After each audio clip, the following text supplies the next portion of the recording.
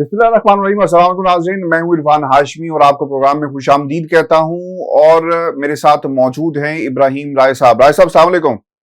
वालेकुम अस्सलाम। राय साहब, 3 खबरों पर तफसील से हम बात करेंगे। नवाज शरीफ का एक जासूस कमांडर इन चीफ के पास जा पहुंचा है और वो कदमों में क्यों गिरा, इसकी कहानी अपने सुनने वालों के सामने हम रखेंगे। और फिर इमरान खान का नया सरप्राइज और मरियम से जुड़ी एक वीडियो, शर्मनाक वीडियो राय साहब, ये वायरल हो रही है। इसकी कहानी भी अपने सुनने वालों के साथ हम शेयर करेंगे। और इसके साथ साथ एक जनरल बाजवा की भी वीडियो पाकिस्तान के सोशल मीडिया पर इस वक्त गर्दिश कर रही है। इसकी कहानी भी अपने आज के इस दो टोक में सुनने वालों के सामने रखेंगे। लेकिन व्यूअर्स, सबसे पहले आपको ये बताएं। अच्छा राय साहब, एक दावा किया गया है और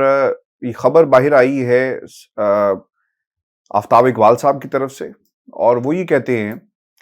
कि जनरल बाजवा ने उन्हें बताया कि मेरे पास इमरान खान की ऐसी ऐसी टेप्स मौजूद हैं जिन्हें मैंने खुद रिकॉर्ड किया था, और वो सामने लाऊं तो उन्हें मालूम हो जाएगा कि ये कितने पानी में हैं। अच्छा राय साहब, ये खबर शायद पाकिस्तान में इतनी ज्यादा इसको पजराई ना मिल सके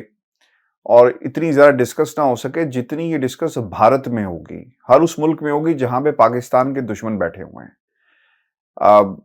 क्या क्या मीम्स बनेंगे, किस किस्म की गुफ्तगू की जाएगी, किस किस्म का जहर उगला जाएगा, किस किस्म की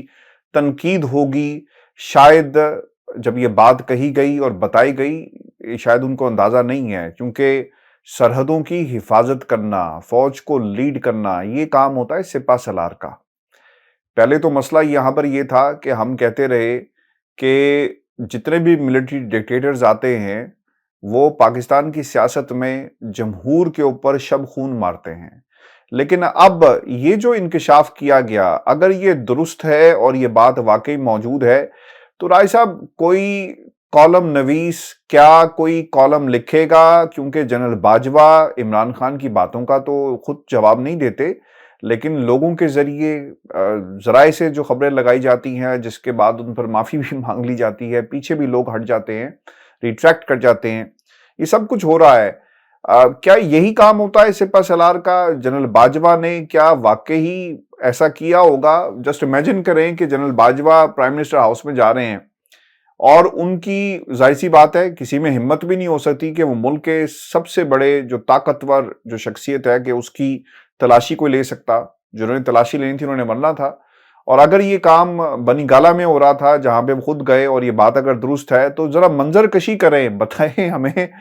कि फोन कैसे रखा होगा। और ये क्या, डू यू रियली थिंक कि इस पर बात भी हमें करनी चाहिए? और फिर क्या कोई कानून हरकत में आएगा? एक प्राइम मिनिस्टर की जासूसी हो रही है और कर कौन रहा है? यानी इसके इतने सीरियस कॉन्सिक्वेंसेज हैं, इतने सीरियस कॉन्सिक्वेंसेज हैं। हमने तो 2 जुमले कहकर हम आगे बढ़ जाएंगे, आप इस पे तज्जिया कर देंगे, सब कुछ हो जाएगा, लेकिन इतने सीरियस कॉन्सिक्वेंसेज हैं जिसका शायद अंदाजा नहीं है। क्योंकि इस पर तो राय साहब जवाब बनता है, इस पर तो किसी न किसी को आकर कहना चाहिए। बल्कि मैं तो समझता हूं कि प्रोटोकॉल को साइड पर रखकर जनरल बाजवा को एक इनडायरेक्ट इसकी एक्सप्लेनेशन देनी चाहिए कि मेरे से अगर ये बात मंसूब की जा रही है, ये गलत है, झूठ है। और फिर आप आफ्ताब इकबाल साहब से भी पूछें कि उन्होंने ये बात कही, कि उनके पास क्या सबूत मौजूद है। हाशमी साहब, ये क्लिप तो वैसे बड़े मजे का है। अगर ये पूरा क्लिप सुने आप, तो इसमें कही गई बातें तो बड़े मजे की हैं। क्योंकि कह ये रहे हैं आफ्ताब इकबाल साहब कि मुझे जनरल बाजवा की कॉल आई और जनरल बाजवा ने ये कहा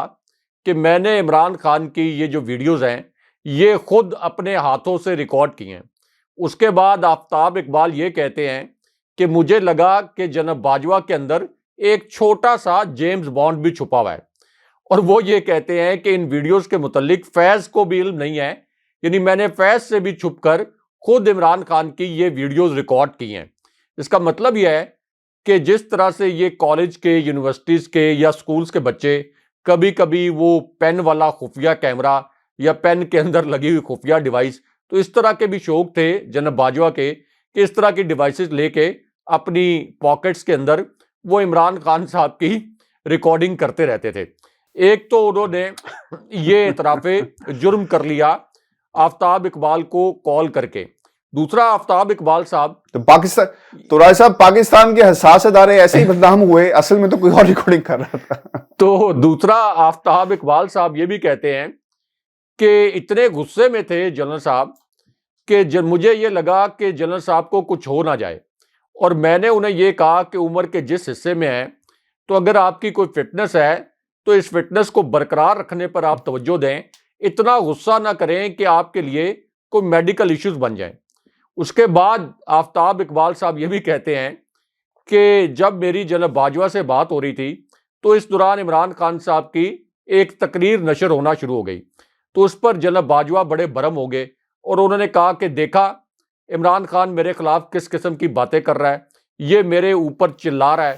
اور یہاں پر تم جا کر بتا دو عمران خان کو کہ میں اب باز نہیں آؤں گا،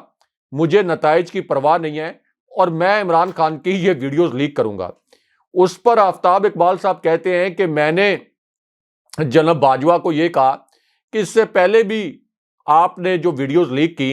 یا وہ ویڈیوز جو لیک ہوئی اور اس کے متعلق یہ تاثر بنا کہ آپ نے یا آپ کے اسٹیبلشمنٹ نے لیک کی، تو اس سے عمران خان صاحب کی مقبولیت پر کوئی ذرہ برابر اثر نہیں پڑا. اب سب جانتے ہیں کہ کچھ آڈیوز ایسی تھیں جن کو آؤٹ آف کانٹیکسٹ ایڈٹ کر کے سوشل میڈیا پر پھیلایا گیا. تو آفتاب اقبال کہتے ہیں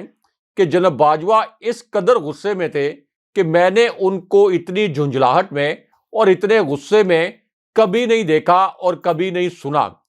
اب اس کے بعد آفتاب اقبال یہی جو جناب باجوہ کے پیغامات تھے یہ لے کر چلے گئے عمران خان صاحب کے پاس، اور خان صاحب کو بتایا کہ جناب باجوہ آپ کو دھمکیاں دے رہے ہیں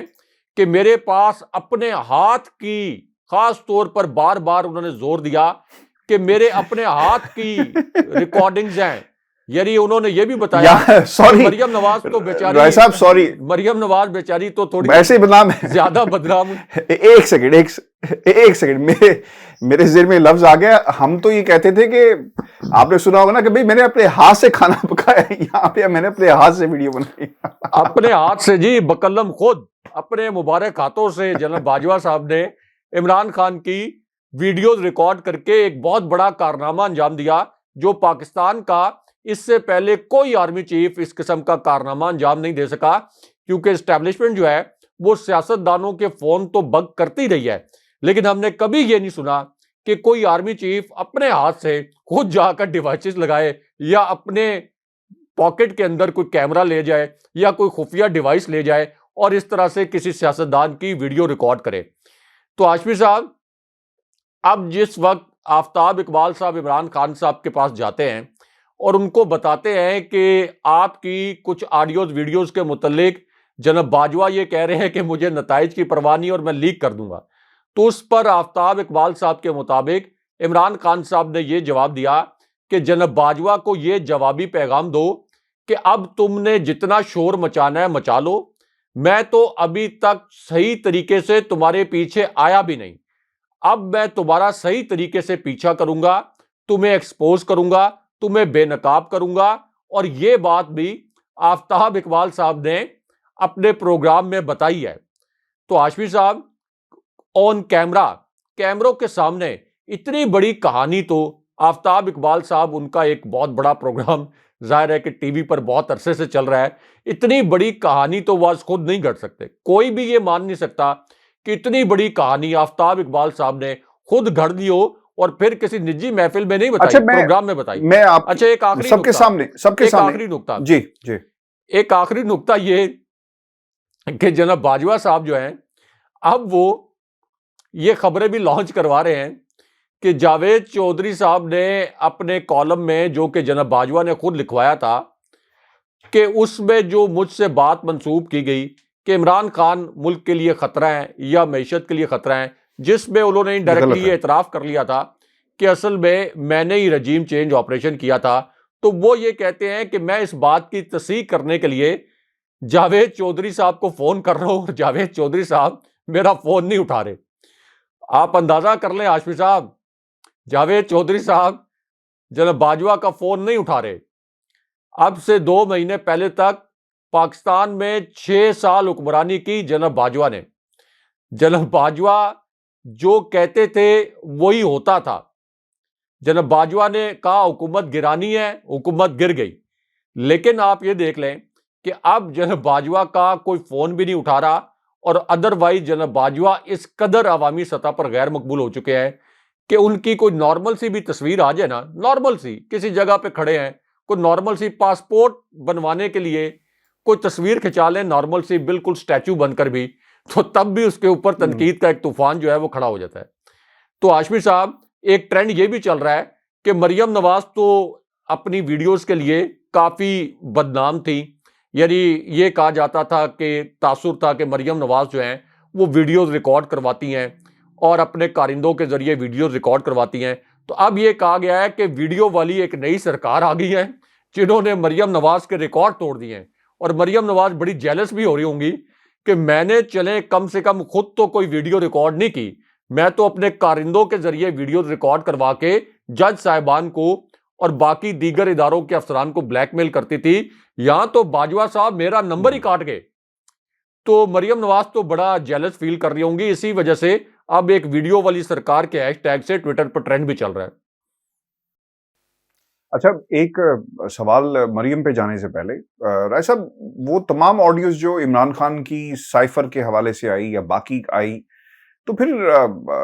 ہمیں ہمارا شک کس طرف جانا چاہیے؟ This is the million dollar question. Devices پکڑی گئی بنی کالا سے، پھر اور بھی چیزیں ہوئی، پھر اس کے علاوہ پاکستان مسلم لیگ نون کے لوگوں کی بھی آڈیو ویڈیوز آتی ہیں، ہر سیاسی جماعت کی آڈیو ویڈیو آئی، ہر اس شخص کی آڈیو ویڈیو آئی جو ریاست کے حوالے سے کوئی بات کرتا ہے یا پھر حق کی بات کرتا ہے، ریاست کے خلاف نہیں، حق کی بات کرتا ہے، وہ کہتا ہے کہ الیکشن کراؤ، اس کو بغاوت کا مقدمہ اس پہ ہو جاتا ہے۔ تو how you take this thing? اس پر کیا کبھی کوئی مقدمہ ہو کر کسی جگہ پر، کسی پلیٹ فارم پر، یا کبھی کسی عدالت میں نہیں، کم از کم ضمیر کی عدالت میں بھی کوئی کھڑا ہوگا یا مقدمہ درج ہوگا یا نہیں ہوگا؟ ضمیر کی عدالت نے اور عوام کی عدالت نے تو فیصلہ سنا دیا ہاشمی صاحب، وہ تو فیصلہ سنا دیا، تاریخ نے فیصلہ سنا دیا جناب باجوہ کے متعلق۔ جناب باجوہ کے متعلق تاریخ نے جو فیصلہ سنایا، اسی فیصلے پر وہ اتنے زچ ہیں، جو انہوں نے آفتاب اقبال صاحب کے ساتھ باتیں کی ہیں وہ اسی وجہ سے کی ہیں کہ پورے پاکستان کے اندر کوئی ایک شخص بھی نہیں ہے جو کہ جناب باجوہ کو سپورٹ کرنے کے لیے تیار ہو، کوئی ایک شخص بھی ایسا نہیں ہے جو کہ جناب باجوہ پہ تنقید نہ کر رہا ہو، کوئی ایک شخص کسی پارٹی سے تعلق رکھنے والا، چاہے وہ جے یو آئی ہو، چاہے وہ پیپلز پارٹی ہو، چاہے نون لیگ ہو، چاہے پی ٹی آئی ہو۔ تو اس وجہ سے اب جناب باجوہ جو ہیں وہ اس قدر وہ آپ یہ کہہ لیں کہ بدمزہ ہوئے ہیں، اس قدر چڑچڑے ہوئے ہیں کہ اب وہ ہر روز کبھی ایک اینکر کو یہ کہتے ہیں کہ ذرائع سے پلیز میری یہ خبر لگا دیں، کبھی دوسرے اینکر کو کہتے ہیں کہ پلیز ذرائع سے میرا یہ کالم لکھ دیں، یعنی یہاں تک ان کو عمران خان صاحب نے پیچھے دھکیل دیا۔ اور اس کی وجہ یہ ہاشمی صاحب، پاکستان کی تاریخ میں پہلی مرتبہ یہ ہوا ہے کہ ایک آرمی چیف جو کہ آرمی چیف کے عہدے پر عمران خان صاحب کی حکومت گرنے کے بعد بھی 9 مہینے تک رہے، لیکن ان کی پوری کوشش کے باوجود ان کی جانب سے اور ان کی اسٹیبلشمنٹ کی جانب سے عمران خان صاحب کی پارٹی کو کچلنے کی پوری کوشش کے باوجود عمران خان صاحب نے تاریخ کو الٹا کر رکھ دیا، کیونکہ عوام ان کے ساتھ کھڑے ہو گئے تھے۔ اور جناب باجوہ کو اپنے ہی دور میں جب آرمی چیف کے طور پر ان کا دور ابھی جاری تھا تو ان کو شکست ہو گئی تھی جب عمران خان صاحب نے 2 ضمنی الیکشن بھی 2/3 اکثریت سے جیت لیے تھے۔ تو ضمیر کی عدالتوں نے اور جو تاریخ کی عدالتیں ہیں، جو عوامی عدالتیں ہیں، انہوں نے تو جناب باجوہ پر اپنا فیصلہ صادر کر دیا ہے۔ جن عدالتوں کی آپ بات کر رہے ہیں وہ عدالتیں ہاشمی صاحب کبھی بھی کسی بھی قسم کا فیصلہ جناب باجوہ کے متعلق یا اس قسم کے جو اس سے پہلے واقعات ہوئے ہیں یا جو مثالیں ہیں پاکستان کی تاریخ میں، تو ہماری عدالتوں کے اندر وہ پنجابی میں ایک لفظ استعمال کیا جاتا ہے کہ تپڑ نہیں ہے، ہماری عدالتوں کے اندر اس قسم کی جرت نہیں ہے۔ کمانڈر ان چیف صدر عارف الوی صاحب، ملاقات ہوئی ہے ان کی اسحاق ڈار صاحب کے ساتھ، اور اسحاق ڈار صاحب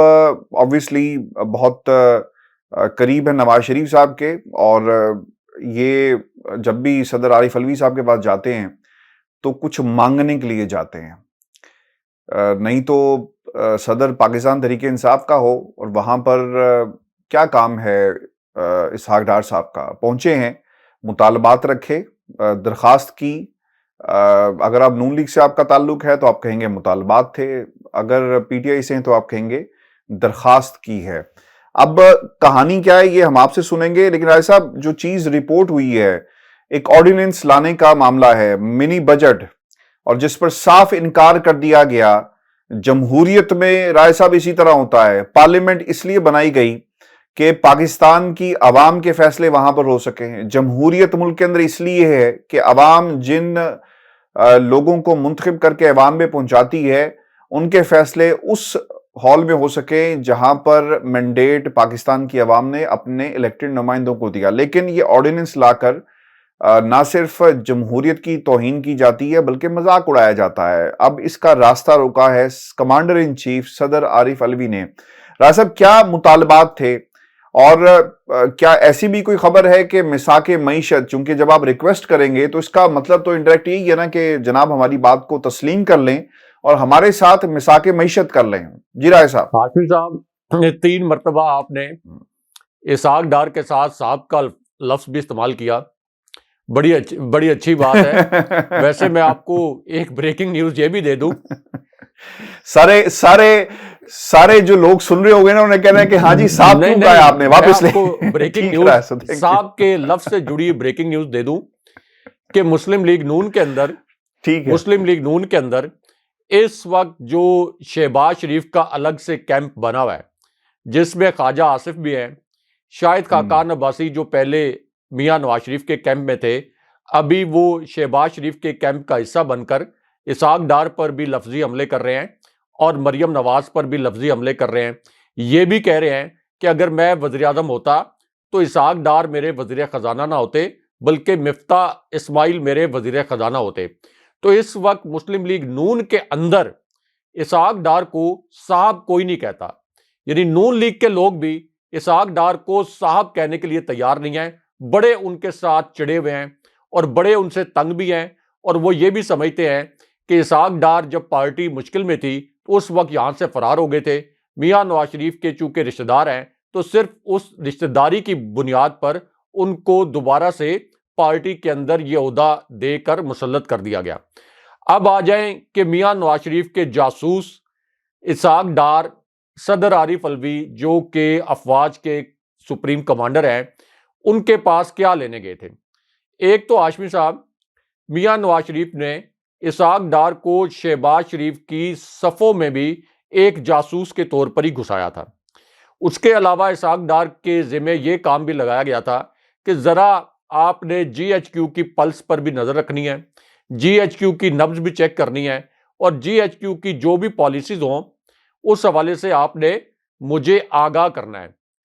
تو آپ نے وہ 2 کریکٹر تھے ہمارے ٹی وی پر آتے تھے، شیدہ جاسوس اور امیدہ گسوس کو اس طرح کے، بلکہ پنجابی میں کہتے تھے شیدہ جاسوس میدہ گسوس. تو اس طرح سے اس طرح کا کردار جو ہے وہ اسحاق ڈار اس وقت پاکستان میں ہے. اب یہ گئے ہیں صدر عارف علوی کے پاس، اور مجھے خورشید شاہ کی وہ بات یاد آ گئی جب میں نے ان کو انٹرویو کیا تھا تو انہوں نے کہا تھا کہ جب نون لیگ مشکل میں ہو تو یہ آپ کے پیر پڑ جاتی ہے اور جب ان کی مشکل ختم ہو تو یہ آپ کے گلے پڑ جاتے ہیں. اب ہاشمی صاحب 2 وجوہات ہیں جن پر اسحاق ڈار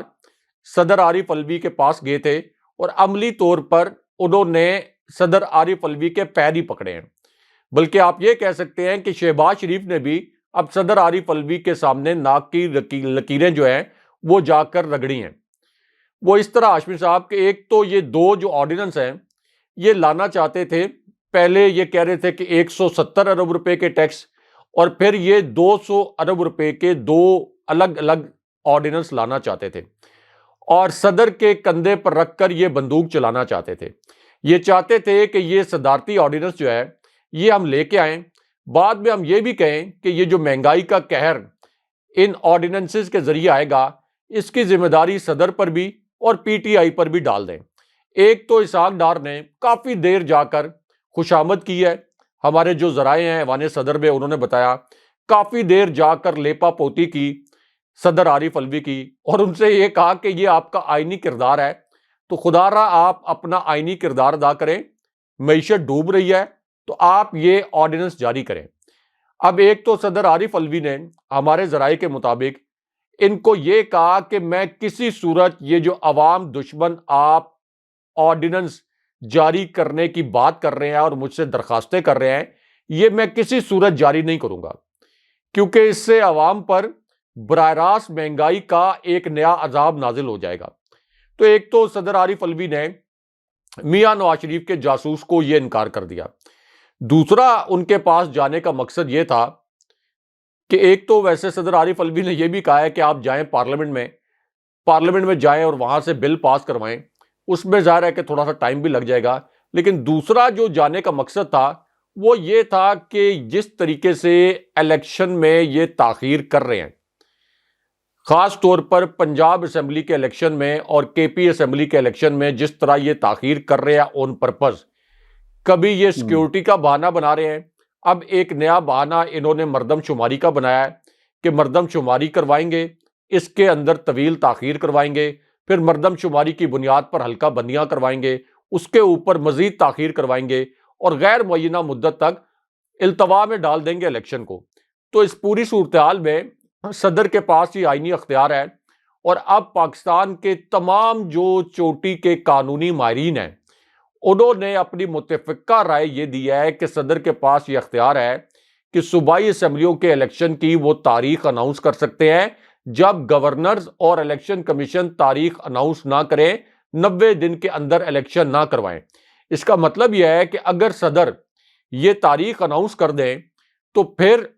کوئی بھی جو عدالت ہے وہ صدر کے اس اقدام کو کالعدم نہیں کر سکے گی، صدر کا یہ جو اقدام ہے یہ سٹرائک ڈاؤن نہیں ہو سکے گا۔ تو اس وجہ سے صدر کے پاس گئے ہیں اسحاق ڈار اور ان سے یہ کہا کہ دیکھیں ہمارے پاس پیسے نہیں ہیں الیکشن کروانے کے لیے، دیکھیں سیکیورٹی کے حالات بھی بڑے مخدوش ہیں، اور خاص طور پر ہماری معیشت کی ایسی حالت ہے کہ الیکشن کے لیے جو فنڈز درکار ہیں وہ فنڈز ہم فراہم نہیں کر سکتے۔ تو اس لیے یعنی میسج انہوں نے یہ دیا کہ آپ ذرا پلیز ہاتھ ہولا ہی رکھیے گا، یہ نہ ہو کہ آپ اچانک جو ہے وہ کوئی الیکشن کی تاریخ کا اعلان کر دیں۔ حالانکہ صدر کے پاس یہ اختیار ہے، لیکن فی الحال وہ یہ اختیار جو ہے وہ استعمال نہیں کرنا چاہتے۔ اس کی وجہ یہ ہے کہ لاہور ہائی کورٹ سے ایک آرڈر آ چکا ہے کہ 90 دن میں آپ نے الیکشن کروانا ہے۔ تو پہلے تو پی ٹی آئی یہ دیکھنا چاہتی ہے کہ یہ کس حد تک جائیں گے لاہور ہائی کورٹ کے احکامات کی توہین کرتے ہوئے اور لاہور ہائی کورٹ پر کی توہین عدالت کرتے ہوئے۔ تو پی ٹی آئی خاموشی سے پہلے یہ دیکھنا چاہتی ہے کہ یہ کہاں تک جائیں گے، کس حد تک جائیں گے، اور اگر انہوں نے توہین عدالت کی، لاہور ہائی کورٹ کا حکم بھی نہ مانا، تو اب ہمارے ذرائع نے ہمیں یہ بتایا ہے کہ عمران خان صاحب نے جو اجلاس چیئر کیا ہے آج کے دن میں پی ٹی آئی کا، اس میں خان صاحب نے ایک تو صدر عارف الوی سے ان کا ٹیلی فونک رابطہ بھی ہوا، اس کے بعد انہوں نے صدر عارف الوی سے یہ بھی کہا ہے کہ اب آپ اپنے جو آئینی آپشنز ہیں وہ تیار کر لیں، اور یہ آئینی آپشنز جو ہیں اس میں ایک آپشن یہ بھی ہے کہ شہباز شریف کو اعتماد کا ووٹ لینے کے لیے کہا جائے۔ دوسرا سب سے جو بڑا سرپرائز ہے وہ یہ ہے کہ اگر یہ عدالتی احکامات کے باوجود الیکشن کی تاریخ کا اعلان نہیں کرتے تو ایک طرف تو ان کے اوپر توہین عدالت، اور دوسرا صدر پھر اپنے اختیارات استعمال کریں اور الیکشن کی تاریخ کا اعلان کر دیں تاکہ ان کو کسی بھی طرف سے بھاگنے کا موقع نہ ملے۔ اور یہ جو باتیں انہوں نے کہی ہیں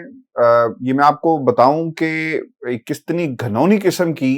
یہ گفتگو کی گئی ہے مریم نواز صاحبہ کی طرف سے، اور ایک سٹیٹمنٹ جو جاری کیا گیا رائے صاحب مریم نواز کی طرف سے، ایسا لگتا ہے کہ ایک محاذ رائی ہو رہی ہے۔ آپ نے خورشید شاہ کا حوالہ دیا کہ جب ان کے حق میں فیصلے نہیں آتے نا تو یہ پھر گریبان پکڑ لیتے ہیں، تو گریبان پکڑ لیا ہے،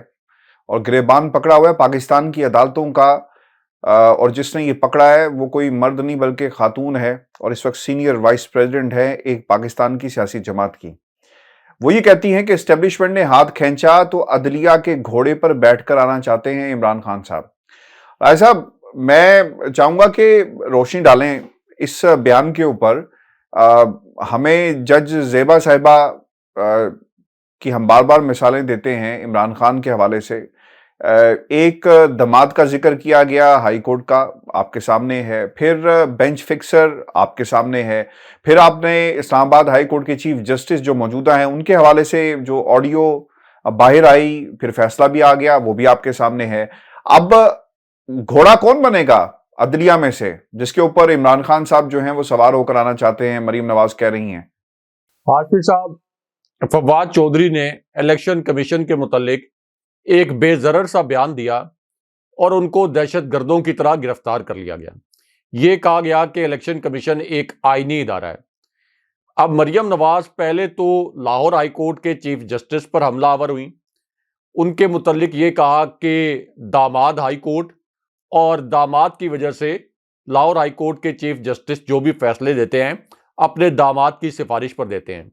اور اب مریم نواز کی مخاطب جو تھے وہ چیف جسٹس آف پاکستان تھے، جسٹس بندیال صاحب، اور ان کے اوپر یہ دوسرا حملہ انہوں نے کیا ہے۔ اس سے پہلے انہوں نے جسٹس بندیال صاحب کو بینچ فکسر کہا تھا، یہ کہا تھا کہ آپ بینچ فکس کرتے ہیں۔ اور اب اس وقت سب کو پتہ ہے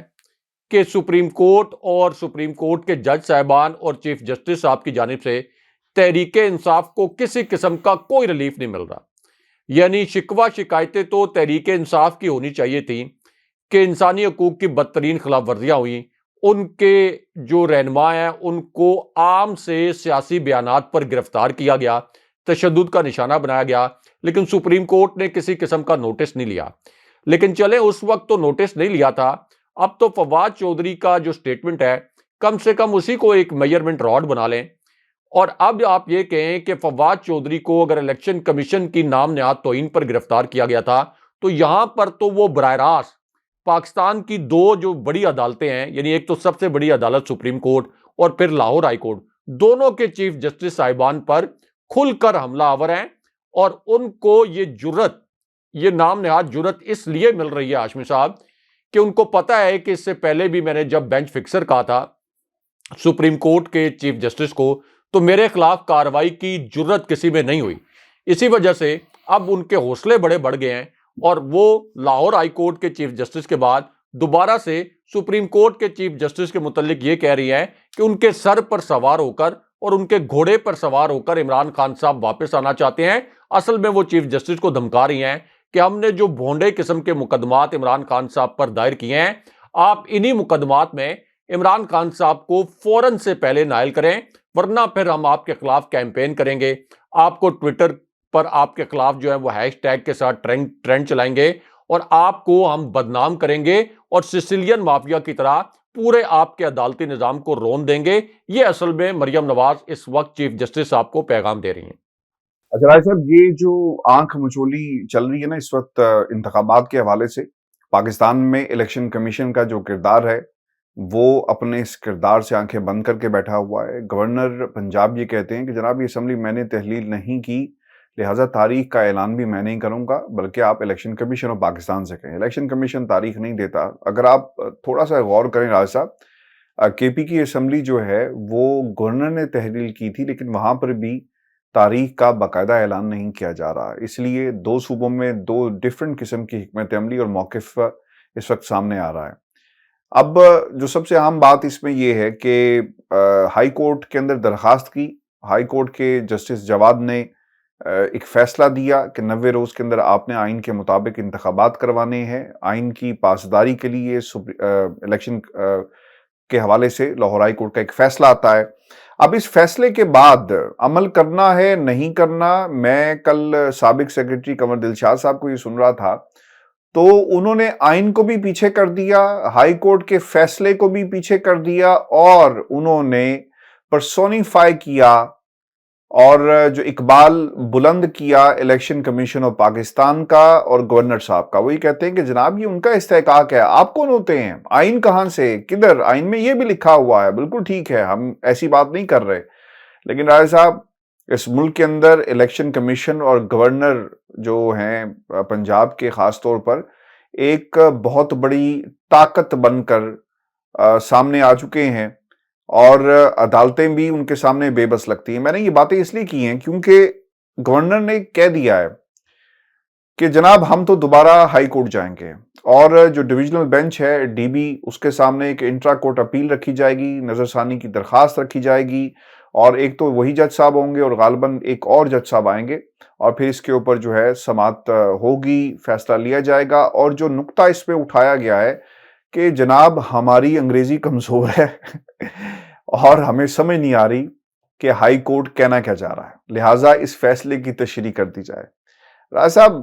فیصلے جمہوریت کے اندر آئین کی تشریح، یہ پاکستان شاید کانسٹیٹیوشن جو ہمارا ہے اتنا ایمبیگوس ہے، یا جان بوجھ کے نظریہ ضرورت کے تحت اس کی تشریح نکال لی جاتی ہے، بنا لی جاتی ہے، ابہام پیدا کیا جاتا ہے، جو کہ اس وقت کیا جا رہا ہے؟ دیکھیں ہاشمی صاحب، ایک تو عدالتوں کا کام ہی یہ ہوتا ہے کہ وہ آئین کی تشریح کریں۔ عدالتیں آئین بناتی نہیں ہیں، آئین کی تشریح کرتی ہیں۔ اب لاہور ہائی کورٹ نے آئین کی تشریح کرتے ہوئے یہ بتایا کہ اگر کوئی صوبائی اسمبلی اپنے 5 سال کا ٹینیور پورا کرنے سے پہلے ٹوٹ جائے، تحلیل ہو جائے، تو پھر 90 دن کے اندر ہر صورت میں الیکشن کروانا ہے۔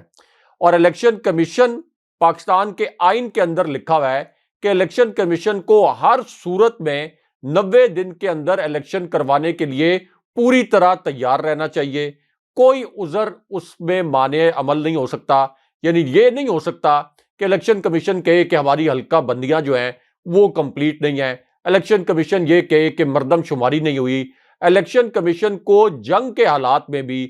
قحط کے حالات میں، سیلاب کے حالات میں، قدرتی آفات کے حالات میں بھی، ہر طرح کے حالات میں الیکشن کمیشن کو الیکشن کروانے کے لیے تیار رہنا چاہیے۔ تو یہ جو ایک نقطہ ہے، اس کے اوپر لاہور ہائی کورٹ نے آئین کے مطابق یہ کہا کہ آپ نے 90 دن کے اندر الیکشن کروانا ہے۔ لیکن اب یہ 90 دن کے اندر الیکشن کیوں نہیں کروانا چاہتے؟ 90 دن چھوڑ کے یہ 180 دن میں بھی الیکشن نہیں کروانا چاہتے، کیونکہ ان کو پتہ یہ ہے کہ اصل میں اگر الیکشن ہوا تو عمران خان صاحب 2/3 بھی نہیں، 3/4 اکثریت سے پنجاب میں دوبارہ حکمران بن جائیں گے، کے پی میں بھی 3/4 اکثریت سے دوبارہ سے ان کا وزیر اعلیٰ آ جائے گا، اور پھر یہ جو دونوں اسمبلیز ہیں ان کا ٹینیور ہوگا 5 سال۔ یعنی یہ نہیں ہے کہ سپٹمبر اکتوبر میں جو قومی اسمبلی کے اگلے الیکشن ہوں گے یہ اسمبلیاں صرف اس وقت تک چلیں گی، بلکہ ان کی میعاد ہوگی 5 سال، اور پھر ان کے لیے بڑا مشکل ہو جائے گا کہ کے پی میں اور پنجاب میں جو قومی اسمبلی کے حلقے ہیں، یعنی ایک طرف تو صوبائی اسمبلی کے حلقے، لیکن کے پی اور پنجاب میں جو قومی اسمبلی کے حلقے ہیں ان کے اوپر دھاندلی کروانا ان کے لیے ایک تو یہ مشکل ہو جائے گا۔ دوسرا جو آپ نے کہا کہ گورنر پنجاب کی اور الیکشن کمیشن کے سیکرٹری اور الیکشن کمیشن کے جو ارکان ہیں ان کی جو ملاقات ہوئی ہے، ہاشمی صاحب یہ ہمارے ذرائع کا کہنا ہے